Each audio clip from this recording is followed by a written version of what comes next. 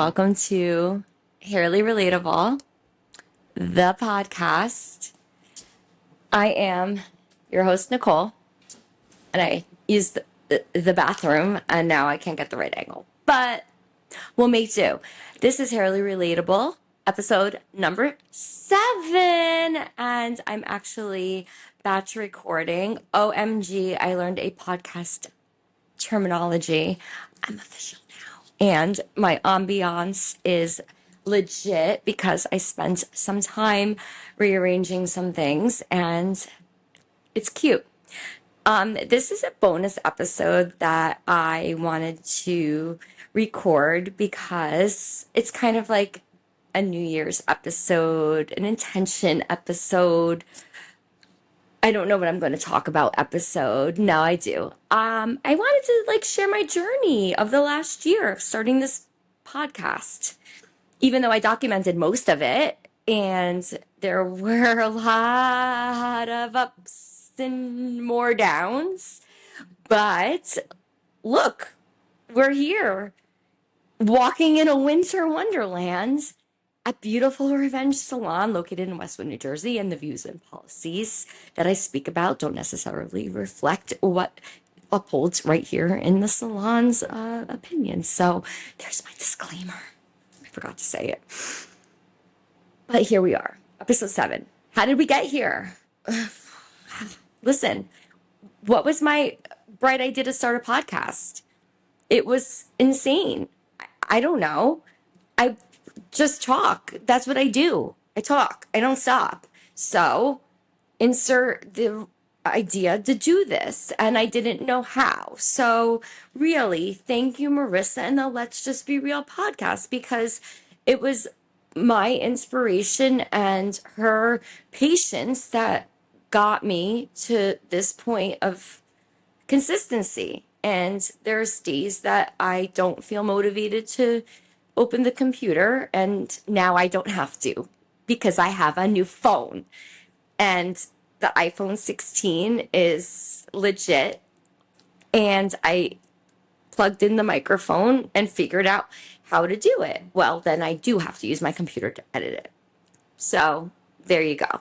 But I didn't know how to do that either. And by trials and tribulations, I learned. And how many of you who are Gen Xers don't know how to use editing equipment on a Mac? Well, no, I didn't. And it's not easy, but I had to learn something new, right? And I think that that's so admirable because how many of us don't? We're so stuck in our ways, and it's scary. It's scary to learn new things. So it's even scarier to put yourself out there, as I did, because what? Fear of rejection, fear of not being successful, fear of people being like, oh, what is she going to talk about? We've listened to her talk for 20 something years. What does she have to say? Or she really thinks that she can do it. And here I am, not going anywhere, doing it for your listening pleasure. And, I was told by my mentor to not look at analytics for the first few episodes. And, well, I didn't listen as of right now, though. I looked at my pilot and there was 71 views on it. Granted, the pilot was only 12 minutes, but still, I'm 71 people listened to it, what I had to say, and it was kind of humbling. So thank you to those 71 people for listening. And I think episode 2 had 50 something views. Listen, I'm not trying to be famous, and I'm not trying to really be an influencer. It's not like that. And it wasn't my goal. I think my goal and my intention is to just speak my truth. And with that said, I'm really putting it out there for this coming year. And that is going to be what Hairly Relatable is.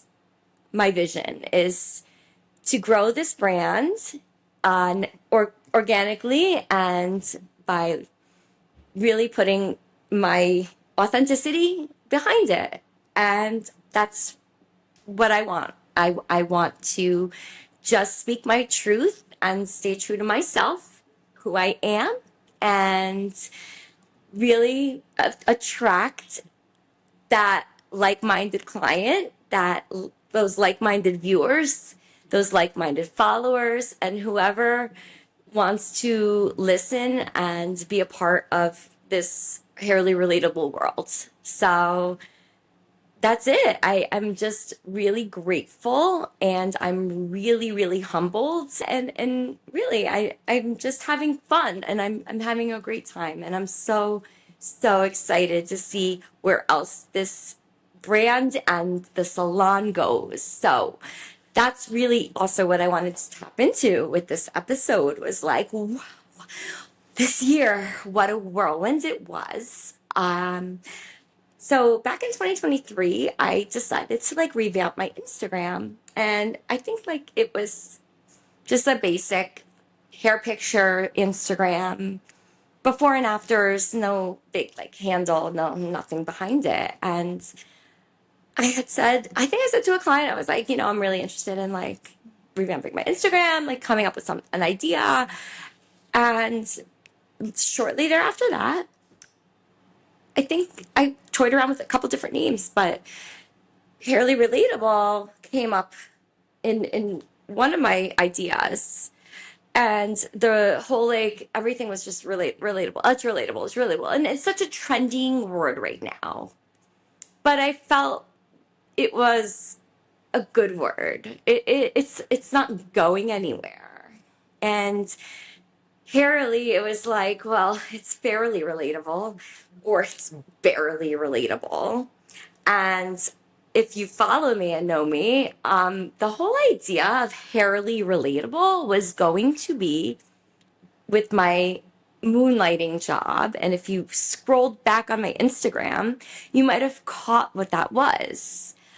I was a dog bather at my best friend's shop that she owned for 25 years, which is in the next town over in Rivervale, and she still owns it. It is called Puppy Cuts, so shout out to Nancy, my best friend, and Puppy Cuts is in Rivervale, New Jersey. And I worked there, first of all, kind of as like a joke. She needed help. I needed money about 7 years ago. And it was like a once a week thing. And I would wash and bathe dogs and blow dry them because I understood hair. And 7 years later, up until this past September, I was still there, and I picked up extra shifts, and I worked some Sundays, and that extra money came in handy, and it just was good. It got me through even when the world shut down, and she became an essential worker. So me and her and the rest of the team would help and groom the dogs, and it was really great. And it was actually really good for my mind at the time too, because being around animals is just fun, and it's healthy. And picking up the dog poop wasn't that fun, but it was part of the job to work with your friends and talk smack and be around the animals. And I love them. And I don't have a dog. Actually, I have a cat. So if you follow me, you know that I love my cat, but I love them all. So they were like, go home. It's like you send the kids off to your parents' house or your grandparents' house. You're like, okay, see you later. But they were wonderful, and I really got to learn a lot about the industry. So Hairly Relatable was going to be the relatable industries of dog grooming and hair, and the worlds collide. So that's actually how I came up with the idea of Hairly Relatable. So there you have it. That was the whole idea behind it. And it was me going back and forth. Now I've thus far deleted a lot of the dog content. Unfortunately, some I left, but a lot of it doesn't really resonate with where I want the branding to go. So I know, the dogs. And as of September of this year, I had made a decision to go full time back here at Beautiful Revenge. So I added my Wednesdays, which I was there. So now Wednesdays I am here. And that's the day that I offer a new client discount, which is something that I don't usually do. So 20% off for new clients on Wednesdays, which is phenomenal. Or if you are like an old school client of mine and you have not been to the salon, even though we've met before, come on in.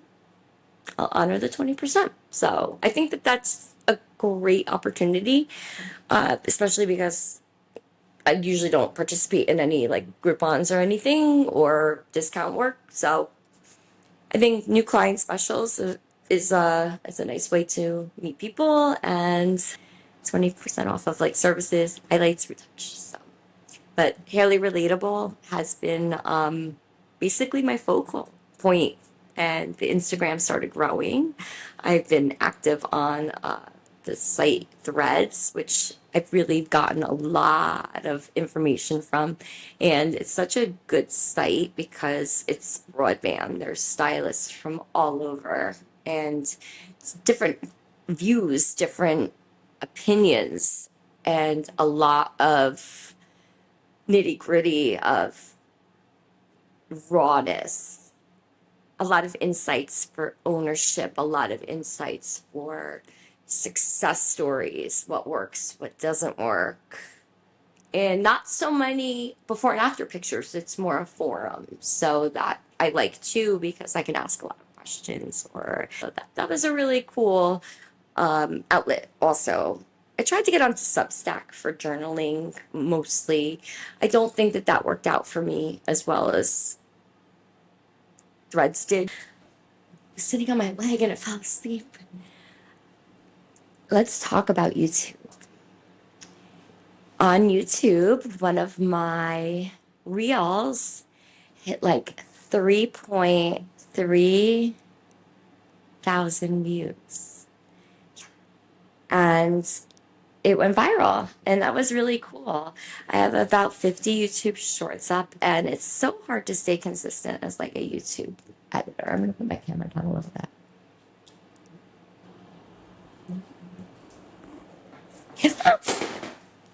I got it. I got it. If you're just tuning in, I like elbowed my strawberry. And now it looks ridiculous. And I'm too short now, but it's fine. I don't care. I was sitting on my leg and it fell asleep. Let's talk about YouTube Shorts. I went viral on a YouTube short and it hit 3.3 thousand views. And it was great. I felt like, oh my gosh, people watched it. And it's so easy to catch an algorithm on YouTube, but it's so hard in the same sense because you can get views so easily, and then you can get nothing if you're not consistent. And it's so hard to be consistent on YouTube because I feel like you have to post twice a day. And it's so, I mean, I could schedule things, but what goes on Instagram also goes on YouTube. Whatever goes on Instagram goes on YouTube. And it's kind of like, I want to make new content and I have to get over that in my own head. And coming up with ideas. It's sometimes I'm motivated, sometimes I'm not. Sometimes I'm on a creative kick and I want to do it all. And I have so many ideas. And then sometimes I struggle. And that's also like a very big like part of my ish is that like I'm so motivated sometimes, and sometimes I'm just not motivated at all. And then you say like, oh, Nicole, you work, you have a family, you have a kid. We see you, you dance, you take classes, you do a podcast. How do you do it all? You have a social life. But then there are some days that like I don't do anything.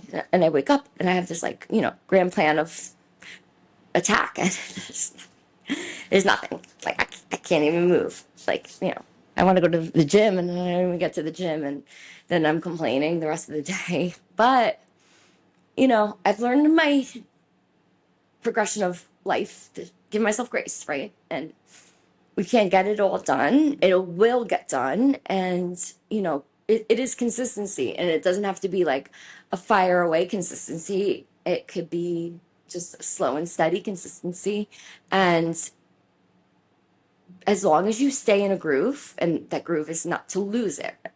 Stay in the groove, stay in your zone, and don't let it slip away too far.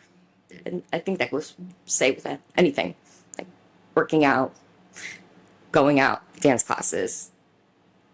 You know, keep it keep it in your circle, in your energy, and then it'll never be too far away. But this Hairly Relatable world has really given me my purpose, and it's really given me a why. And when I first sat down with my mentor, Marissa, she said, "What's your why?" And I think I have to go back to my pilot episode when I talked about wanting to be a sportscaster, or I love public speaking, and my why is speaking my truth. So my goals for 2025. I would love to, ready? We're going to manifest it. Where's the Prosecco? We don't have any. We're not cheersing with water. Here's water. Promise. Okay, so here's to, I would love to become a brand ambassador for the right brands, ones that I believe in, because I won't sell anything that I don't.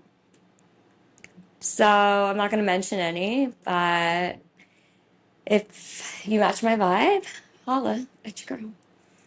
And everybody knows that. Like, a lot of my clients know that. I won't push products unless I really, truly, honestly believe in them. And I think that also, like, shows something, And a lot of people are like that, They really have to believe in something in order to sell it. But I really do. I want to work with a brand, color line, branding, brand ambassador. So definitely, that's a goal for 2025.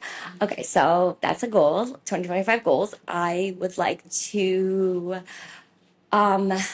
travel for a hair show.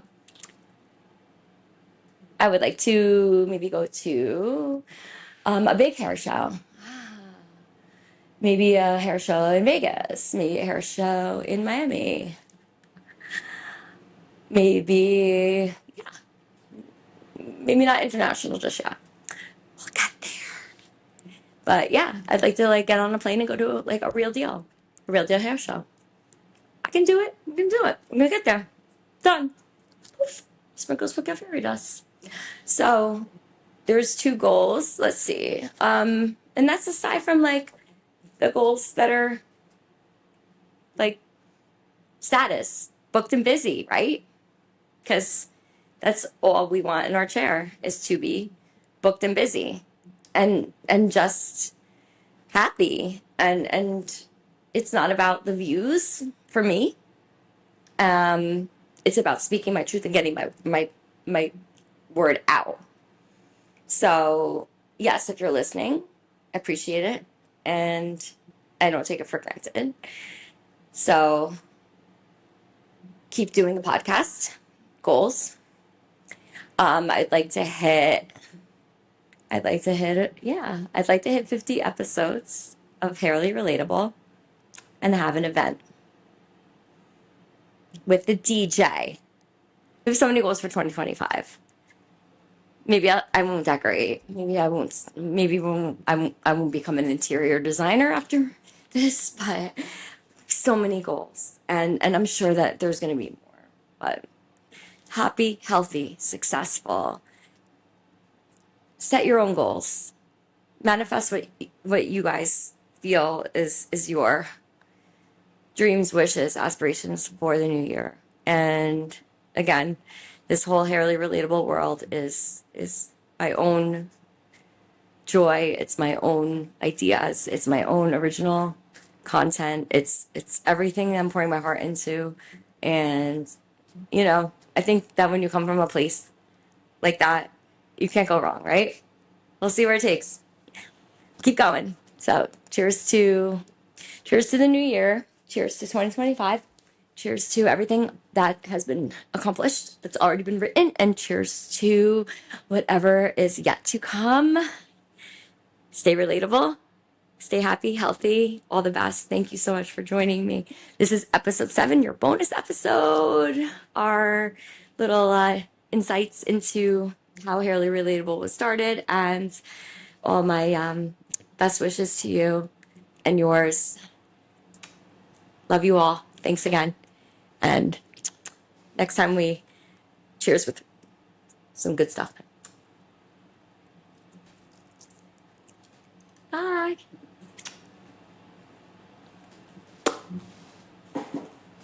Now I really want to adjourn.